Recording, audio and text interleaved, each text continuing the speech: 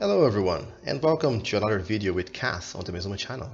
What I'm bringing you today is a potion brewing system. So it's a bunch of tileable units that can operate individually, so very practical to use. And yeah, I really focused on functionality and on the looks. So I really like how this looks. I really love how we have a glass panel here and can see everything. Like we have the shulker boxes down here. And yeah, of course you can change the looks of it, but I really like how it looks so far. So yeah, the way to use it, we can check out maybe some of the item frames here. So this should be swiftness, and then water breathing, strength, and then fire resistance, night vision, health, or healing potion, harming potion, and regeneration. Okay, so say we want some here, we just click the button, we immediately get 3 potions here, so we can break the shulker box and take it anywhere. Or we can bring it back here, and then every time you click the button, the system will give you 3 potions immediately, and then it will start brewing 3 more. So yeah, you just use the system like this, everything in parallel, just like you see here, and the idea is to just get something fast, and then when you come back, 3 new potions will be ready for you. Also, it has a super easy access to the water bottles in here, and this lamp will indicate to you when you need to place more water bottles in here. And I also included some presets here because I thought it could be cool.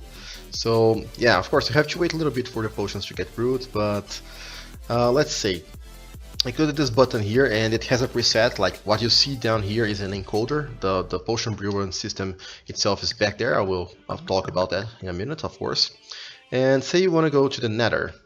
So if you press this button and you check the lamps in here, they will flash. So you can see that it's making swiftness, as well as strength, as well as fire resistance. So I thought it's really cool to have those little presets here. I also have one for water work, so if you press it, it will give you this, I believe. So water breathing, as well as, I don't know, maybe speed, or yeah, of course, night vision. It will give you those two. And this one is for the end, to fight the dragon, so it will give you a bunch of things. So speed, as well as strength, as well as I think regeneration. Yeah, this is how it works. And I also included this button here. This is supposed to give you to brew all the potions that you want at the same time. So maybe let's try this one. So let's give it a go. And that's it, guys. We should have all of the potions ready to use right now. And that's the redstone, guys. This red circuit here is just an encoder, so that when you select a preset, it will automatically select the potions for you. The input can be made in various different ways. You can use pistons here. I just decided to use rails here so that pistons don't interfere with each other, and I don't have to use slabs here instead of solid blocks here for decoration. And back here, yeah, I have some pretty cool techniques that I had to use for this thing to work. It became very simple in the end, but the process was kind of painful because of lots of problems with update orders. And down here is where the storage is. So as you can see, there is no way to input more items in. So once you build the system, you have to build it with the items inside. So this sounds like a bad thing, but I believe you would be surprised to know that a single slice, like this one for example, is able to brew 32 double chests of potions for you guys. I know, of course, you guys can't understand the numbers, but let me put you in perspective.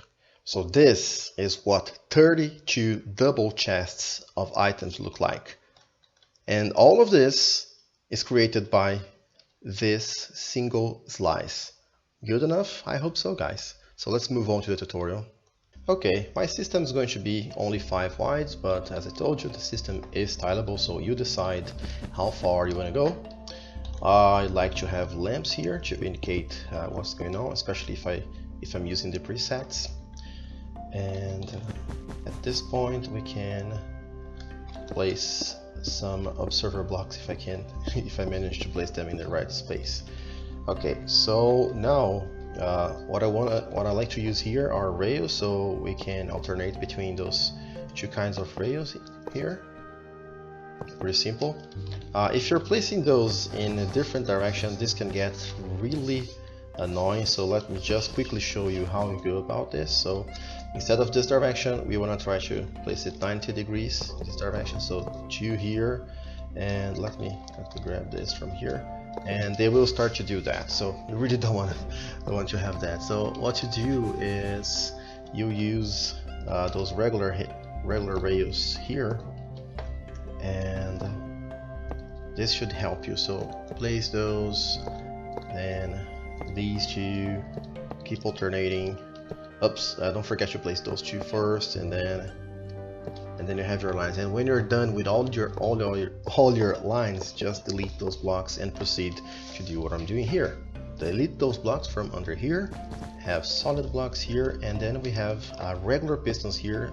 Those cannot be sticky pistons unless you use some movable blocks there, and those act as updaters for those blocks in here. Now we need to place a few cauldrons, so place your cauldrons and make sure to have all of them filled up with water. Then a bunch of comparators here, more solid blocks in here, and then here is where your output is going to be. So you could have a dispenser here filled up with shulker boxes. Okay, if I place this, it will update. Alright, so this should be your output, and then I think we can have the hoppers all facing the output. This is of course a matter of preference. If you prefer, you could have instead just a hopper line here, so that every potion that you make goes into a big storage. And now back here we are ready to place those observer blocks facing this direction, and right next to them we will have more observer blocks facing this direction, and here doing this shape we have even more observer blocks. So now we need a support block here and a sticky piston there. So place all of your sticky pistons this way, and guess what? More observer blocks. And now we need a block with gravity. This is a very interesting mechanism that I will explain in the end of the tutorial, because this is quite interesting for you guys trying to learn some redstone here. And here we can place a bunch of repeaters all on 4 ticks. Now we need some solid blocks, and they go right in front of those observer blocks. You can see everything in here. Now we can start placing our first droppers. Those droppers at the bottom will be responsible for bringing the water bottoms into the system, and this is the only storage, the dynamic storage that we have. Other than that, all of the storage is going to be static. So yeah, they are facing the droppers, and here on this side place a support block. You have to decide to either have your input on this side or the other side. It's up to you. I'm gonna have mine on the other side, so hold shift and then keep clicking here, extend this line as necessary, and there is your storage line. And now we can have another line of droppers in here, and we have to use more known stick pistons or regular pistons in here, and here we can have some more, guess what, observer blocks. Another row on top of this, and then solid blocks there. Back here on top of the observer blocks we will have solid blocks, and then here you can do your alternating pattern once again, but this is going to be a lot less annoying since you don't have to do 2 in a row, so this is going to be really easy. And those should be our final set of observer blocks. Repeaters on 2 ticks, all of them, and then more solid blocks in here. And finally we can extend our giant dropper wall from here. If you hook up your water bottom storage to the droppers, to the hoppers in here, you will see that those droppers will start filling up with water bottoms, and this will happen to all of those. Make sure that all of those guys have water bottoms inside. And the next column, or the next row here, is for nether wart, so make sure that all of those are filled up with nether wart, 9 stacks of nether wart. It's a good thing, like if you don't have enough resources, just build a few slices, the first ones, make sure to fill them up, and as you get more resources, keep building. This is how I will do that, because this farm is designed specifically for those of you who like to build farms and generate a bunch of items. So yeah, this serves as storage as well as the machine itself. So from this point on, it's time to place the specific ingredient. So you guys already saw that, but I wanna tackle a specific problem here. We are going to try to make a splash potion of harming level 2. So we need some spider eyes, and as I told you guys, make sure to fill up everything. Then we need fermented spider eyes, otherwise it will be a poison potion. Then we need glowstone to make it level 2. And then we run out of room for the splash potion. So with most of the potions you don't need that many ingredients, so this is all going to be fine. But if you need extra storage, just place one dropper here facing this way. And now that we're going to build the connection to the brewers, which has to be like this, you have to alternate with hoppers facing down and hoppers facing down, of course, and droppers facing down. We just connect that thing up there with the entire chain here. So go like this, and this will be timed correctly. So yeah, those are for the exceptions. So here inside we can place all of your gunpowder. There are ways to make this a separate system if you want to have a switch so that you can turn your potions into splash potions by flipping a switch.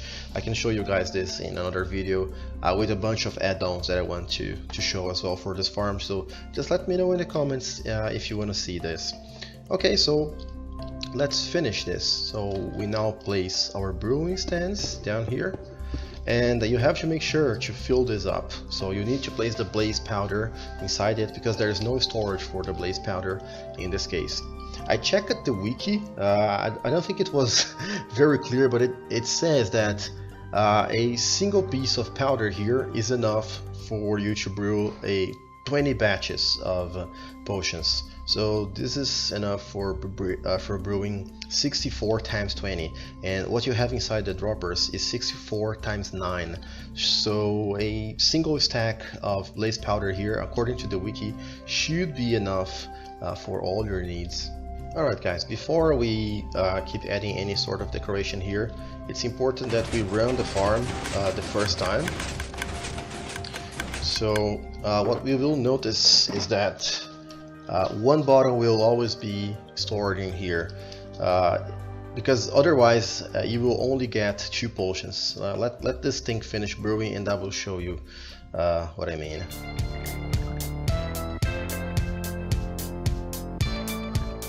Okay, so it's done, and next time you press the button, you're gonna get 1 from the storage here. So now we have the correct potion here, and the other 2 from down here. So the 3 of them go inside the hopper, so no problems with that.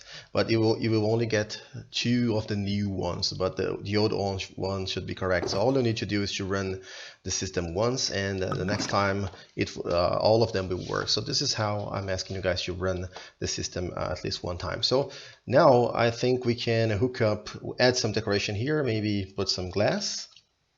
And then I'm going to build the storage indicator on the side, in case you guys want to build it the same way as I am doing mine. Maybe let's add some opaque blocks up here. Doesn't look bad at all. For the storage indicator, if you want to do yours like mine, you just have to place 2 more hoppers here facing this way. Then place your chests in here. You can have them full of water bottles already, and then you can extend this by placing some more blocks there. Unfortunately, we can't have this block solid, so maybe use a stair here.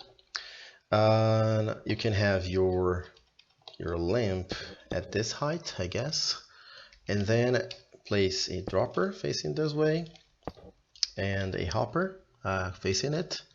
Place the more amazing item in the game inside it. It has to be a fern. Now this redstone dust here, and then place the comparator. Don't place the comparator first, because this guy will not update when you place the redstone dust. Yeah, I guess we just use a shape like this and place a comparator in between. So when this lamp goes off, you know that you need to place more water bottles inside the system. Maybe let's make it look a little bit better. If you have a device where you're going to convert your empty water bottles into full water bottles, you can just hook this up here. It can come from above or anywhere else, just hook them up here. Well, in case you're interested in building the presets like I did with the side buttons there, I will quickly show you how to build the encoders, I guess. So you are just going to have structures like this. I will destroy some of those blocks, but I'm going to build them this way just for sake of clarity. Okay, so let's put maybe just one more.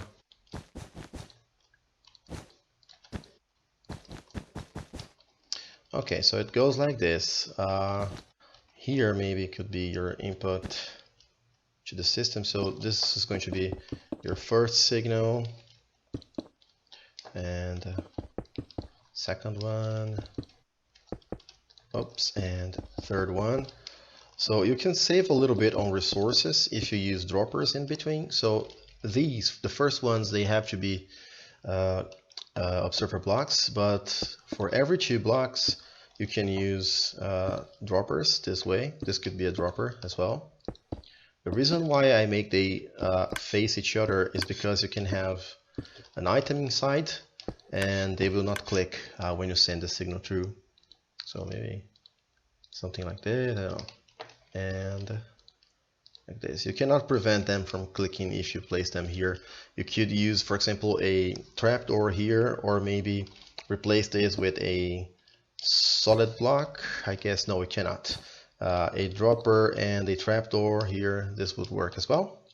So here we can use an alternating pattern of repeaters. And I will now show you how to encode your presets.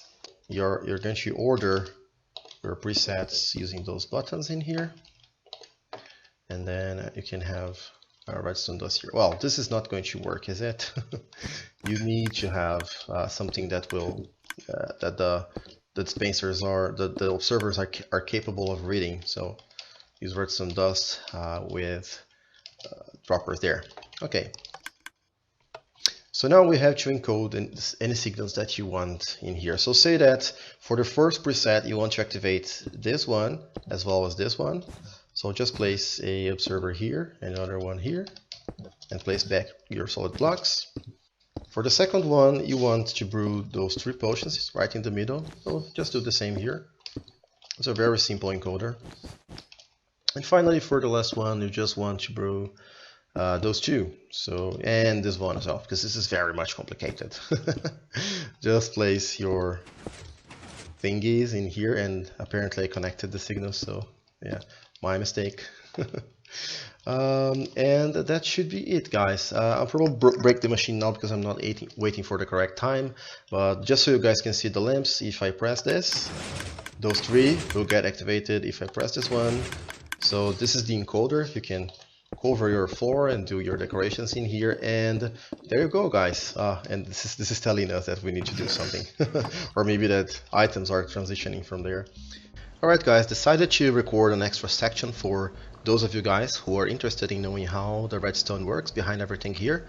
I must say that it's quite interesting, and I even had to come up with a new technique, something that I never knew before. So hopefully this will be enriching for you guys. So we have the brewing stand here. This is the target. So we can capture the output from it, and we have to keep it locked all the time. So of course the first thing we do is to remove the cauldron from here, so that this can take the items from the brewer stand. So after that we have this set of droppers back in here, and I have to give all of them a single pulse so that they shoot their ingredients there.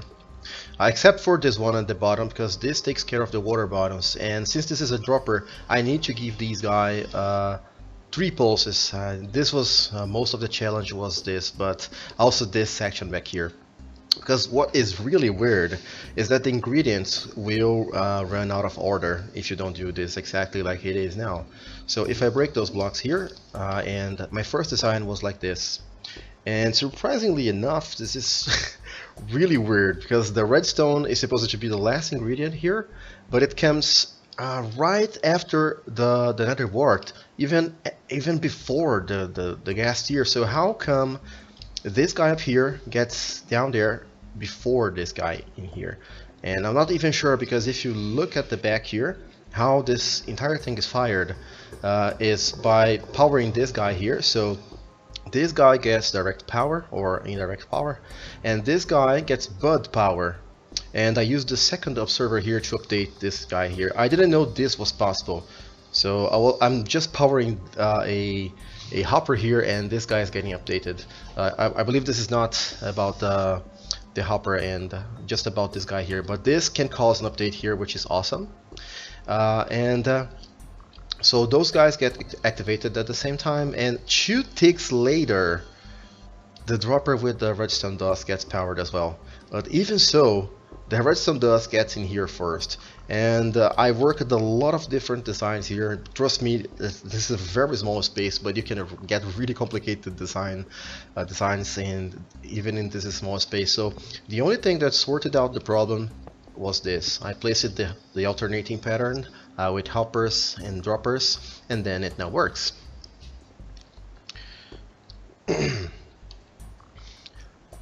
The second and last very important bit here is this little section here. So I split it from the circuit so you guys can understand it here. So let's say we have this section here. So let's look at what happens. So I will activate it with a button, which means that this observer block is going to output 2 pulses. So look at the lamps.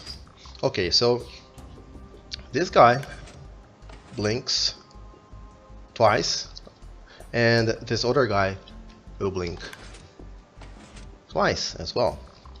If we use a piston here and a piston here, let's see the difference. So you see that this guy never gets a pulse when the observer block's being pulled down. So because when this extends, it also updates the observer block. So this guy should get a pulse, but the sand doesn't let it happen. If you use a solid block there, this guy will get a pulse. So if you use a dropper here, or a lamp or maybe a trapdoor, it will get the pulse, but a piston will not. And this is what I do here. I send only 1 pulse here, but this guy gets multiple pulses. If I press the button here to activate the system, you guys can see that 1, 2 pulses. And because I'm connecting this to another observer block, this will generate 4 pulses, 3 of which are used to place items inside the brewing instead. So this is a very useful technique because it allows you to convert a dual edge pulse here into a single pulse on one side, but still you can take advantage of the double pulse from the dual edge input that you have. It's a little bit confusing, but this was the thing that managed to give out the 3 pulses that I needed here and still keep this thing very much compact.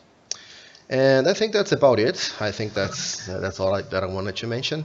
So guys, if you enjoyed the video, you could leave a like, leave your comments. Thank you very much for watching, and see you next time. Bye.